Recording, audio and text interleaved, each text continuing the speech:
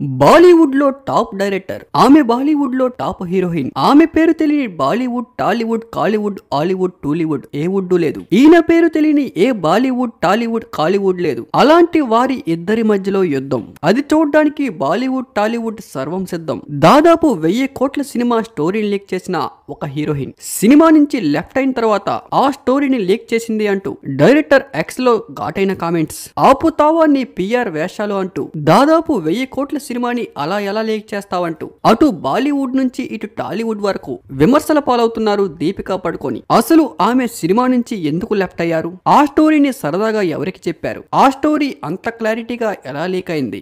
మొత్తం స్టోరీనే ప్రముఖ వెబ్సైట్లలో చెక్కేర్లు కొట్టేస్తూ ఉంది. సినిమాలో హీరోయిన్ గా పెట్టుకున్న తర్వాత నమ్మకంతో స్టోరీ చెప్తే మొత్తం లీక్ చేస్తావా అంటూ సందీప్ రెడ్డి వంగ ఘాటైన ఫైర్. ఏదో చిన్న చిటకా హీరోయిన్ అనుకుంటే తెలియదనుకోవచ్చు, ఏదో తెలియక చేసిందిలే అనుకోవచ్చు. కానీ అక్కడ ఉండేది ఎవరు?